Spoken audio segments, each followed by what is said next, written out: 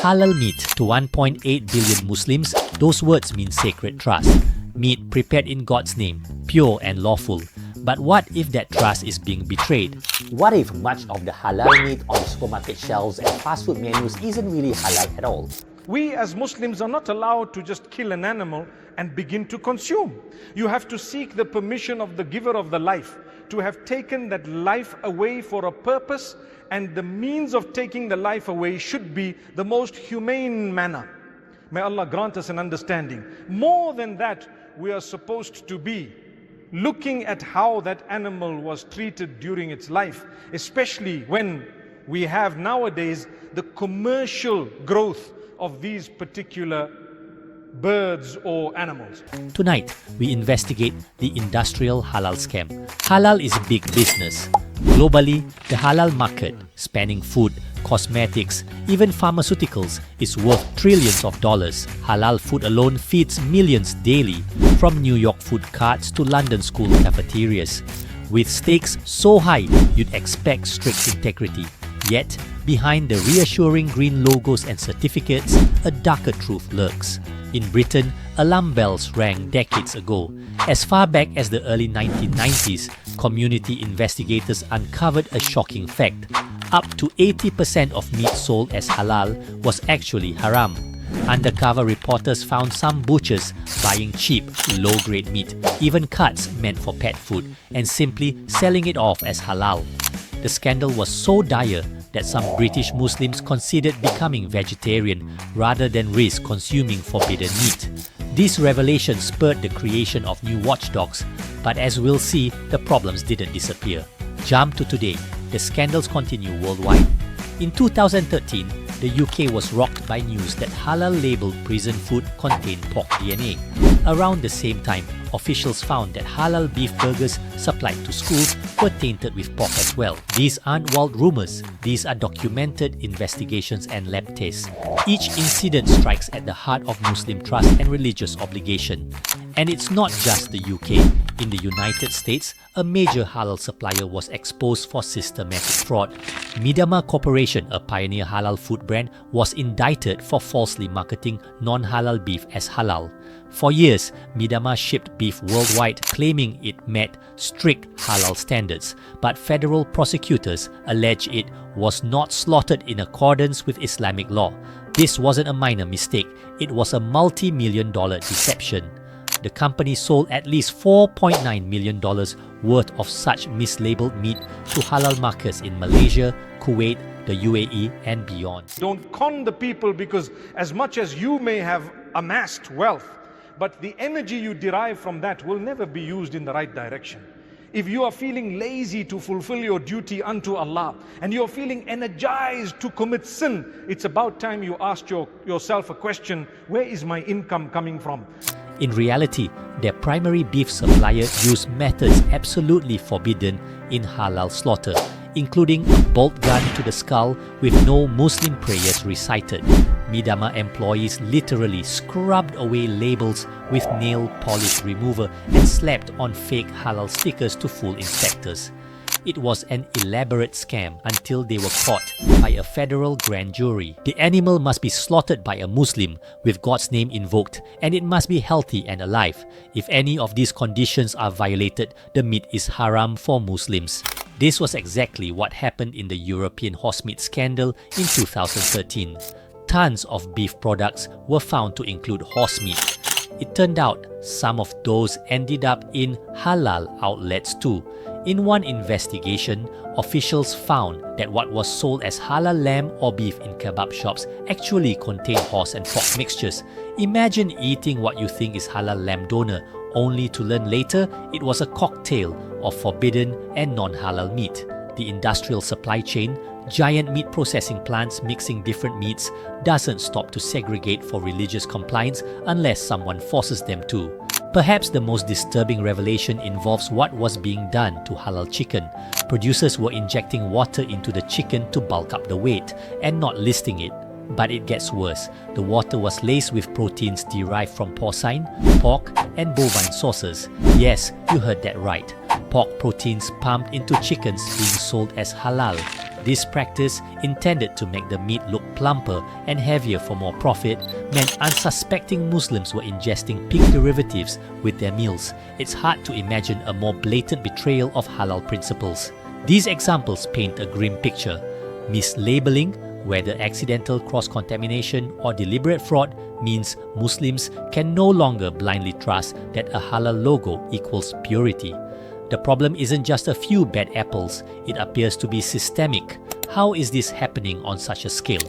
Shouldn't halal certification bodies catch these issues? In theory, yes. There are organizations whose sole job is to inspect and certify that meat is truly halal, from the slaughterhouse to the store. But our investigation found that the certification system itself is often part of the problem. Consider the UK. In response to the 1990s meat fraud crisis, the Halal Food Authority was established in 1994 to regulate the market. It introduced tags and labels and gave Muslims some assurance that certified meat was halal assured. But as demand exploded, HFA made compromises that sparked controversy. It started to allow stunning of animals under certain conditions, and even mechanical slaughter for poultry, which many scholars and consumers found questionable. The above quote, reported in British media, refers to a fast food chain's halal procedure. When KFC trialled halal outlets in the UK, they partnered with HFA. HFA approved the method, even though it involved machine-operated blade slaughter and stunning, as long as a Muslim staff member uttered Bismillah for each bird. To some Muslims, this was an unacceptable dilution of the strict rules. To others, it was a practical adaptation. But one thing is clear, different halal certifiers have different standards.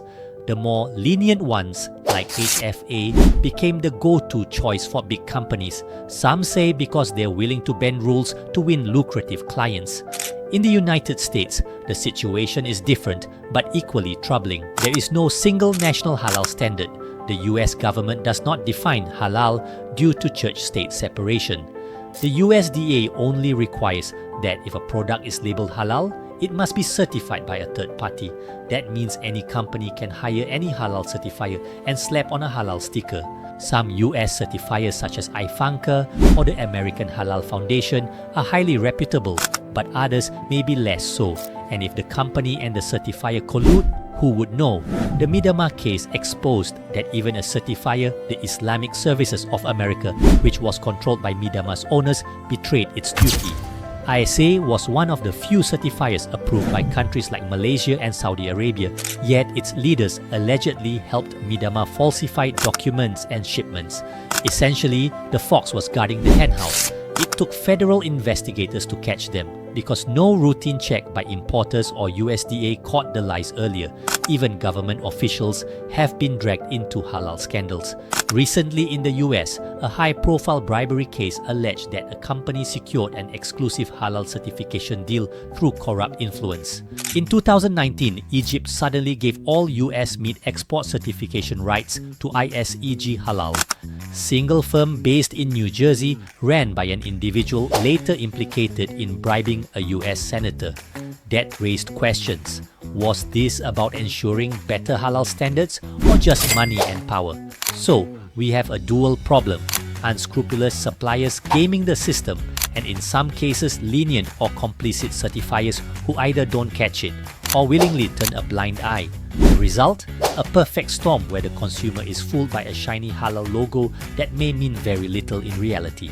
Why does this matter so much? Let's step back from the technicalities and remember the heart of the issue. For Muslims, eating halal is a divine command. The Quran in Surah Al-Ma'idah clearly states, "Forbidden to you are dead meat, blood, the flesh of swine, and that which has been dedicated to other than Allah." Another verse warns, "And do not eat of that upon which the name of Allah has not been mentioned, for indeed it is grave disobedience."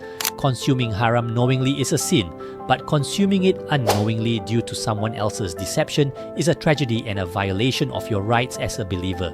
There's a famous hadith about how halal and haram affect our souls. He said, "Allah is pure and accepts only that which is pure." He gave the example of a man on a long journey, disheveled and desperate, who raises his hands in prayer. O Lord, yet his prayers go unanswered. Why? The Prophet explained, his food is haram, his drink is haram, his clothing is haram, and he has been nourished with haram, so how can his supplication be answered? In Islam, what we consume isn't just about physical health, but spiritual health. Our food affects our prayers, our connection with God. Now let's connect the dots. Why is this happening on a global scale? One word, profit. The demand for halal meat has outpaced the supply of genuinely monitored, ethical halal production in some areas. Halal meat consumption is rising not just in Muslim-majority countries, but in the West due to growing Muslim populations and even non-Muslims trying it. The global Muslim population is set to grow by 70% by 2060, making Islam the fastest growing major religion. And all those people need halal food. So, enter the opportunists. They see a booming market and a chance to make money.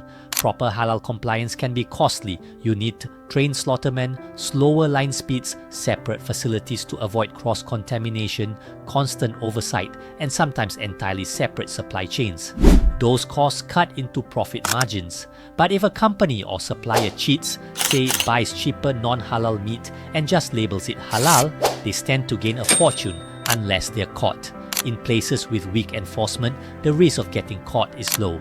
For instance, before the scandals forced change, the UK halal market in the 90s was essentially on an honour system. Many butchers operated with zero oversight, and some took advantage of that to sell whatever meat they could get. Globally, the halal certification landscape is fragmented.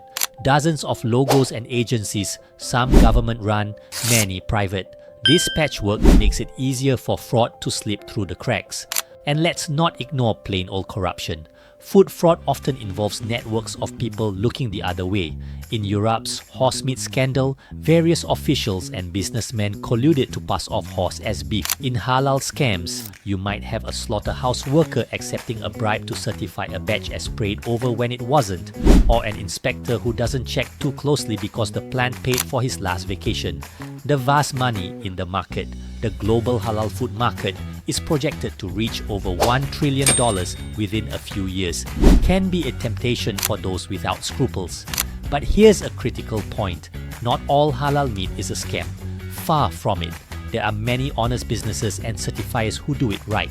The reason we highlight the scandals is because they betray both consumers and those honest producers. Every time a fraud makes headlines, it hurts consumer confidence in the entire industry. This actually can end up punishing the good guys. People shy away from buying or insist on ultra-cheap prices because they are not convinced of quality, squeezing legitimate operators.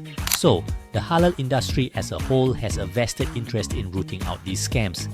Some countries have stepped up enforcement, e.g. Malaysia imposes heavy penalties for misuse of the halal logo, and there are calls in the UK for stricter laws against halal mislabeling as a form of fraud, similar to laws against selling fake organic food or counterfeit kosher items. So, how can an everyday consumer tell the difference? Here are some practical steps for anyone to ensure the meat you buy and eat is genuinely halal. First, look for reputable certification seals. Not all halal logos are equal.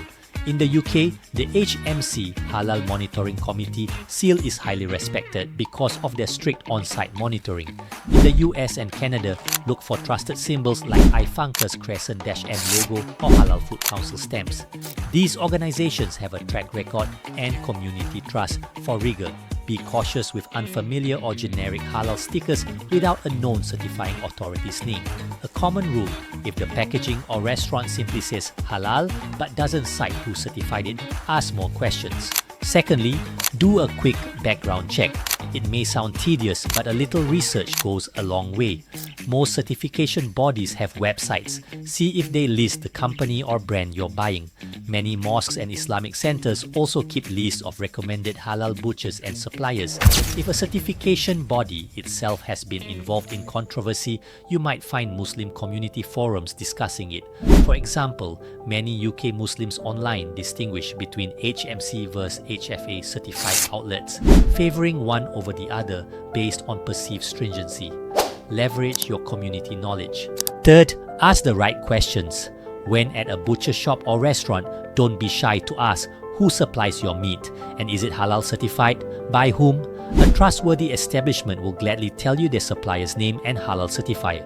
If they give evasive answers, that's a red flag. Responsible businesses often even display certificates or at least packaging of their meat showing a halal stamp. If you're met with annoyance for asking, consider taking your money elsewhere. You have every right to know what you're eating. Lastly, when in doubt, stick to seafood or vegetarian dishes. Despite your best efforts, you might still worry. Remember, in Islam, if you truly did your due diligence, there's no sin on you for others' deceit. The sin falls on the deceiver.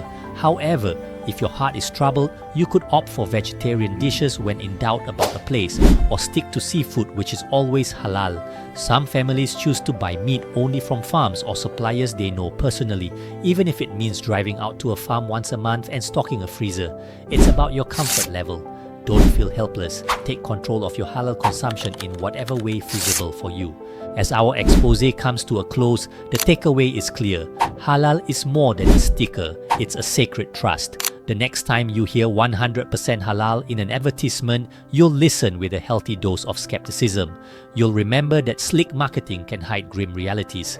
But you'll also remember that there are genuine, God-fearing people laboring to bring lawful, wholesome meat to your table, and they deserve your support. This video wasn't meant to make you fear every bite of meat. It was meant to empower you to ask the right questions and make informed choices.